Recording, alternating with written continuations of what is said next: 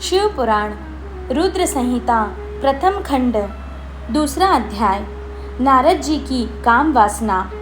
सूत जी बोले, हे ऋषियों, एक समय की बात है। ब्रह्मपुत्र नारद जी हिमालय पर्वत की एक गुफा में बहुत दिनों से तपस्या कर रहे थे। उन्होंने दृढ़तापूर्वक समाधि लगाई थी और तप करने लगे थे। उनके उग्र तप का समाचार पाकर देवराज इंद्र कांप उठे।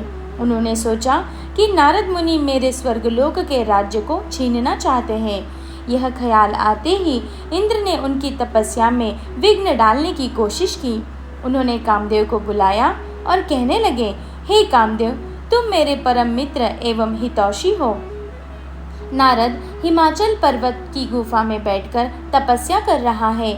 कहीं ऐसा ना हो कि वह वरदान में ब्रह्मा जी से मेरा स्वर्ग का राज्य ही मांग बैठे। अंततः तुम वहां जाकर उसका तप भंग कर दो।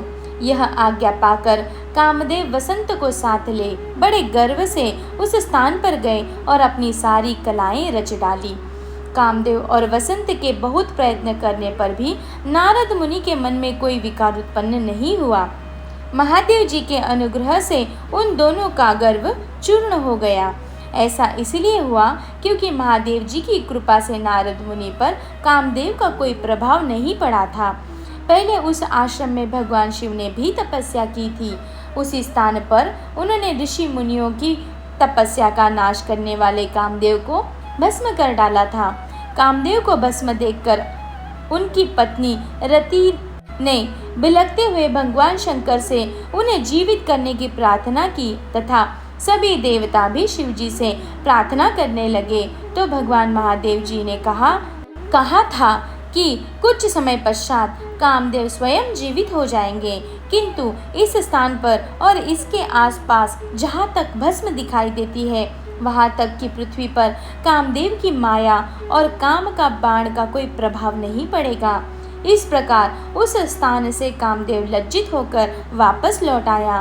देवराज इंद्र ने जब यह सुना कि नारद जी पर कामदेव का कोई प्रभाव नहीं पड़ा तो उन्होंने नारद जी की खूब प्रशंसा की। भगवान शिव की माया के कारण ही वे भूल गए थे कि शिव जी के शाप के कारण उस स्थान पर कामदेव की माया नहीं चल सकती। नारद जी भगवान शिव की कृपा से बहुत समय तक तपस्या करते रहे। अपने तप को पूर्ण हुआ समझकर नारद जी उठे तो उन्हें कामदेव पर विजय प्राप्त करने का ध्यान आया। तब उन्हें मन ही मन इस बात का घमंड हुआ कि उन्होंने कामदेव पर विजय प्राप्त कर ली है। इसी प्रकार अभिमान से उनका ज्ञान नष्ट हो गया। वे यह समझ नहीं सके कि कामदेव के पराजित होने में भगवान शंकर की ही माया थी। तब वे अपनी काम विजय की कथा सुनाने के लिए शीघ्र ही कैलाश पर्वत पर जा पहुँचे और भगवान शिव को नमस्कार करके अपनी तपस्या की सफलता का समाचार तथा कामदेव पर विजय प्राप्त करने का समाचार कह सुनाया। यह सब कुछ सुनकर महादेव जी ने नारद जी की प्रशंसा करते हुए कहा, हे नारद जी, आप परम धन्य हैं, परंतु मेरी एक बात याद रखना कि यह समाचार किसी अन्य देवताओं को मत सुनाना। विशेषकर भगवान विष्णु से तो इस बात को कदापि न कहना। यह वृत्तांत सबसे छिपाकर रखने योग्य है। तुम मेरे प्रिय हो, इसीलिए मैं तुम्हें यह आज्ञा देता हूँ कि यह बात किसी के सामने प्रकट मत करना। परंतु वे तो शिव की माया से मोहित हो चुके थे, इसीलिए उनकी दी शिक्षा को वे ध्यान में न रखते हुए ब्रह्मलोक चले गए। वहां ब्रह्मा जी को नमस्कार कर बोले, मैंने अपने तपोबल से कामदेव को जीत लिया है।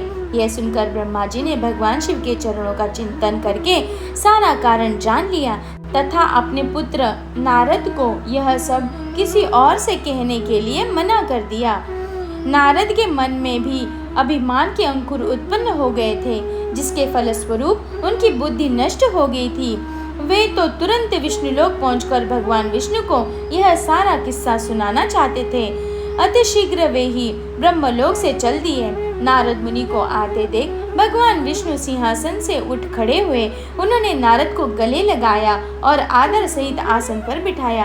भगवान शिव के चरणों का स्मरण करके भगवान विष्णु ने नारद जी से पूछा, नारद जी, आप कहाँ से आ रहे हैं और इस लोक में आपका शुभागमन किस लिए हुआ है? यह सुनकर नारद जी ने अहंकार सहित अपने तप के पूर्ण होने एवं कामदेव पर विजय प्राप्त करने का समस्त हाल उन्हें कह सुनाया। भगवान विष्णु काम के विजय से असली कारण को जान चुके थे। वे नारद जी से बोले, हे नारद जी, आपकी कीर्ति एवं निर्मल बुद्धि धन्य है। काम, क्रोध एवं लोभ मोह उन मनुष्यों को पीड़ित करते हैं जो भक्तिहीन हैं। आप तो ज्ञान वैराग्य से युक्त एवं ब्रह्मचारी है, फिर भला यह काम आपका क्या बिगाड़ सकता था? देवर्षि बोले, हे भगवान, यह सब आपकी कृपा का ही फल है। आपकी कृपा के आगे कामदेव की क्या सामर्थ्य है जो मेरा कुछ बिगाड़ सके? मैं तो सदा ही निर्भय हूँ। इतना कहकर नारद जी विष्णु भगवान को नमस्कार कर वहां से चल दिए।